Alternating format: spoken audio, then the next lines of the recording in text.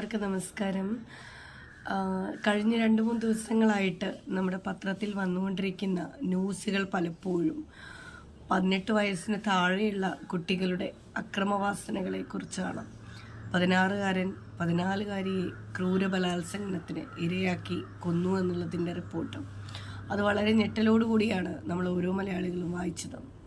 ഇന്നത്തെ 2 ദിവസത്തിന് മുൻപുള്ള പത്രത്തിലും അതുപോലെ തന്നെ 6 വയസ്സുകാരിയെ ക്രൂര ബലാത്സംഗത്തിന് ഇരയാക്കിയത് 15 വയസ്സിന് താഴെയുള്ള കുട്ടികളെന്ന് ഞെട്ടിക്കുന്ന റിപ്പോർട്ടുകൾ. നമ്മൾ ഇനി ഈ റിപ്പോർട്ടുകൾ ഇനി കാണാനിരിക്കുന്നതേ ഉള്ളൂ. കാരണം എന്തുകൊണ്ടാണെന്ന് വെച്ച് കഴിഞ്ഞാൽ ഇന്നത്തെ കുട്ടികളുടെ ഒരു ചിന്തകളിലും അല്ലെങ്കിൽ അവർ ഉപയോഗിക്കുന്ന വാക്കുകളിലും ലഹരികളിലും പ്രവർത്തനങ്ങളിലും ഒക്കെ കുട്ടികളുടെ പിന്നെ ഒരു വല്ലാത്ത അപകടകരമായിട്ടുള്ള ചില കാര്യങ്ങൾ ഉള്ളിൽ അടങ്ങിയിട്ടുണ്ട്. കാരണം മൊബൈൽ കാണുന്ന ഇന്നത്തെ യുവതലമുറ സത്യം പറഞ്ഞു കഴിഞ്ഞാൽ നമ്മളെയൊക്കെ വളരെയധികം പേടിച്ചുകൊണ്ടാണ് ഇരിക്കുന്നത്. കാരണം ഈ മൊബൈൽ എന്ന് പറയുന്നത് പലപ്പോഴും പാരൻസ് അവരുടെ ചില എന്താ പറയുക കുറച്ച് സമയം കണ്ടോട്ടെ എന്നൊക്കെ കരുതിയിട്ടാണ് കുട്ടികൾക്ക് നൽകുന്നതെങ്കിൽ പോലും കുട്ടികൾ അതിലെന്താണ് കാണുന്നതെന്നോ അതിലെന്ത് വീഡിയോസാണ് അവർ എപ്പോഴും കണ്ടുകൊണ്ടിരിക്കുന്നതെന്നോ എന്നൊന്നും നമുക്ക് കൃത്യമായിട്ട് അറിയില്ല. കഴിഞ്ഞ ദിവസം ഒരു പാരൻ്റ് എന്നെ വിളിച്ച് പറഞ്ഞത് എൻ്റെ മകൻ രാത്രി കാലങ്ങളിൽ മാത്രം രാത്രിയിൽ എപ്പോഴാണ് ഉറങ്ങുന്നതെന്ന് അറിയില്ല, കതകടച്ച് റൂമിലിരുന്ന് എല്ലാ ലൈറ്റും ഓഫ് ചെയ്തുകൊണ്ട് ഒരു കർട്ടൻ്റെ ഉള്ളിലിരുന്നു കൊണ്ടാണ് എൻ്റെ മകൻ മൊബൈൽ കാണുന്നത്. അവൻ എന്താണ് കാണുന്നതെന്ന് എനിക്കറിയില്ല എന്നാണ് പറഞ്ഞത്.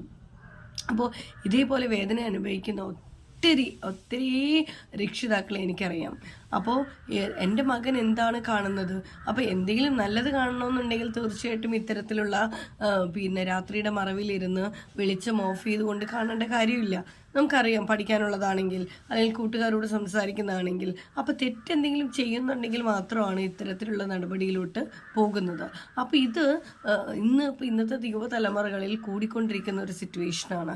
പലപ്പോഴും മൊബൈൽ ഓഫ് ചെയ്ത് വെച്ചാലോ മൊബൈൽ വാങ്ങി വെച്ചാലോ അല്ലെങ്കിൽ ആ മൊബൈൽ നമ്മുടെ വൈഫൈ ഓഫ് ചെയ്താലോ വീട്ടിനുള്ളിൽ പിന്നെ നടക്കുന്നത് അക്രമങ്ങളാണ്.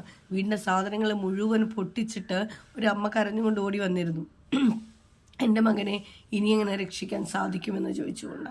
അപ്പോൾ തൻ്റെ അമ്മ തന്നെയാണ് അല്ലെങ്കിൽ അപ്പോൾ മകൻ പറഞ്ഞൊരു മറുപടി, എനിക്ക് മൊബൈൽ നൽകിയത് ആരാണ്, എനിക്ക് മൊബൈൽ നൽകിയത് ചെറുപ്പം തൊട്ട് നിങ്ങൾ എന്നോട് മൊബൈൽ കണ്ടോ എന്ന് പറഞ്ഞത് ആരാണ്. അപ്പോൾ ആ മൊബൈൽ കാണാൻ കൊടുത്തതും വാങ്ങിച്ചു കൊടുത്തതും ഒക്കെ സ്വന്തം അമ്മയും അച്ഛനും തന്നെയാണ്. അപ്പോൾ പിന്നെ നിങ്ങൾ എന്തിനാണ് ഇപ്പോൾ എന്നോട് ഇങ്ങനെ പറയുന്നതെന്ന് ചോദിച്ചു കഴിഞ്ഞാൽ നമുക്ക് മറുപടിയില്ല. അപ്പോൾ ദയവ് ചെയ്തിട്ട് ഇത്തരം അക്രമവാസനകൾ കൂടിക്കൊണ്ടിരിക്കുന്നതിൻ്റെ ഒരു പ്രധാന പങ്ക് എന്ന് പറയുന്നത് നമ്മുടെ മൊബൈലിന് തന്നെയാണ്. അതിൽ കാണുന്ന പലതരത്തിലുള്ള വീഡിയോസുകൾ, അതായത് ഇപ്പം പല സൈറ്റുകൾ പലപ്പോഴും കുട്ടികളെ അല്ലെങ്കിൽ മോശമായ വഴിയിലേക്ക് എത്തിക്കാനായിട്ട് നമുക്ക് സാധിക്കുന്ന ചില സൈറ്റുകളുണ്ട്. അപ്പോൾ ഇത്തരം സൈറ്റുകൾ കണ്ട് അതിലടിമപ്പെട്ട് എന്താണ് ചെയ്യേണ്ടതെന്ന് അറിയാതെ ചെയ്യുന്ന ചില പ്രവൃത്തികളാണ്. അവർക്ക് ചിന്തിക്കാനുള്ള കപ്പാസിറ്റി കുറഞ്ഞു, ക്ഷമയുടെ കപ്പാസിറ്റി കുറഞ്ഞു, അല്ലെങ്കിൽ കോൺസെൻട്രേഷൻ്റെ കപ്പാസിറ്റി കുറഞ്ഞു. അപ്പോൾ എന്തെങ്കിലും കാര്യങ്ങൾ പറഞ്ഞാൽ തന്നെ അത് മനസ്സിലാക്കാനുള്ള താല്പര്യങ്ങൾ കുറഞ്ഞു. ഇതൊക്കെ പ്രധാനമായിട്ട് സംഭവിക്കുന്നതിൻ്റെ ഒരു പ്രധാനപ്പെട്ട കാര്യം മൊബൈലിൻ്റെ ഓവർ അഡിക്ഷൻ തന്നെയാണ്. അപ്പോൾ ഇനിയെങ്കിലും നമ്മുടെ ഈ തലമുറയിലെങ്കിലും കുട്ടികളെ നമ്മൾ ചെറുപ്പം തൊട്ടേ തന്നെ മൊബൈലിൽ അഡിക്റ്റഡ് ആക്കാതെ വളർത്തേണ്ടത് നമ്മുടെ സുരക്ഷിതത്വത്തിന് ആവശ്യമാണെന്ന് തീർച്ചയായിട്ടും അറിയിക്കട്ടെ.